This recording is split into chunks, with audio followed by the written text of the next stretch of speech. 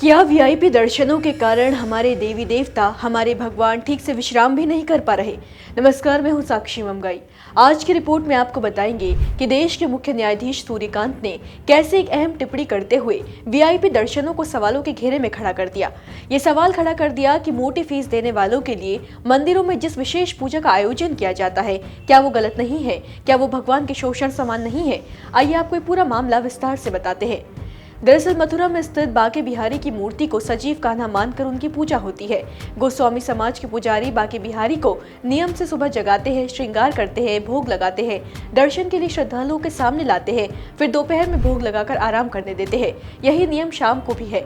बांके बिहारी भगवान कृष्ण का बाल स्वरूप है। उन्हें जीवंत मानकर उनकी पूजा के साथ उनकी दिनचर्या एक जीवंत अस्तित्व की तरह तय है।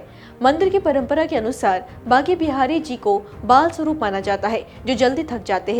इससे दर्शन का समय सीमित रखा जाता है ताकि देवता को विश्राम मिले। अब हुआ ये कि सितंबर 2025 में सुप्रीम कोर्ट द्वारा गठित हाई पावर कमेटी ने दर्शन का समय करीब 2.5 घंटे बढ़ा दिया और ढेरी पूजा जैसी कुछ परंपराओं में बदलाव भी कर दिए। क्योंकि कमेटी को मंदिर के दैनिक प्रबंधन, भीड़ नियंत्रण, सुविधाएं और विकास की जिम्मेदारी दी गई थी, इससे समिति ने सुबह और शाम की शिफ्ट में 1-1 घंटे का समय बढ़ा दिया।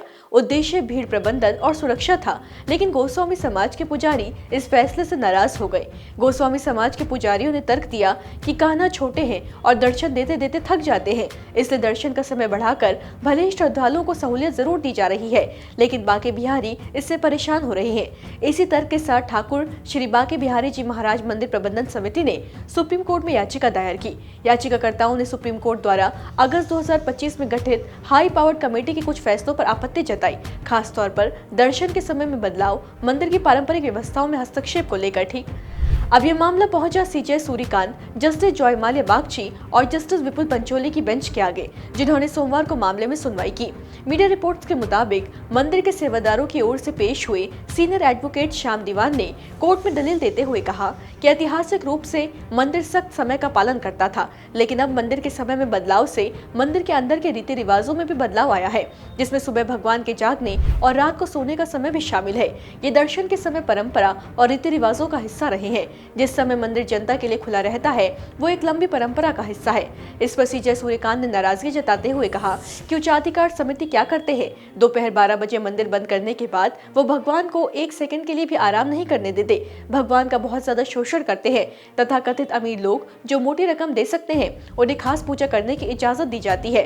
इस पर गोस्वामी समिति के वकील ने कहा, ऐसा नहीं है, आपकी लॉर्डशिप ये सुनिश्चित कर सकती है कि इसे प्रतिबंधित किया जाए। ये भगवान के लिए आराम का बहुत महत्वपूर्ण समय है। कोर्ट एक बहुत ही महत्वपूर्ण मुद्दा उठा रहा है। समय पवित्र है और इसे बनाए रखा जाना चाहिए। सीजीआई ने इस पर फिर आशंका जताते हुए कहा कि ये वो समय है जब वे ऐसे लोगों को बुलाते हैं जो पैसे दे सकते हैं और खास पूजा की जाती है। इस पर वकील ने कहा कि मंदिर में इस मामले में ऐसी कोई शिकायत नहीं थी, लेकिन आपकी आशंका सही है और इस पर अलग से ध्यान दिया जा सकता है। यानी कहीं न कहीं कोर्ट ने उन्हीं लोगों के आगे एक बड़ा सवाल रख दिया जिन्होंने दर्शन का समय बढ़ाने का विरोध किया। सवाल कि जब अमीर भक्त पैसे देकर बंद मंदिर में पूजा करते हैं, तब भगवान के विश्राम के बारे में क्यों ध्यान नहीं दिया जाता? विश्राम का तर्क सिर्फ आम भक्तों पर लागू, अमीरों पर क्यों नहीं? कोर्ट का इशारा साफ था कि आप देवता के आराम की दुहाई दे रहे हैं, लेकिन खुद अमीर भक्तों के लिए उस आराम को तोड़ते हैं। हालांकि बता दें कि मीडिया रिपोर्ट्स के मुताबिक दलीलें सुनने के बाद सुप्रीम कोर्ट ने हाई पावर्ड कमेटी और उत्तर प्रदेश सरकार से जवाब मांगा है। साथ ही हाई पावर्ड टेम्पल कमेटी के मेंबर सेक्रेटरी को भी इस मामले में पक्षकार बनाने का निर्देश दिया गया। मामले की अगली सुनवाई आगामी जनवरी के पहले हफ्ते में होगी। आप पूरे मामले के बारे में क्या कहना चाहेंगे? कमेंट बॉक्स में जरूर बताएं।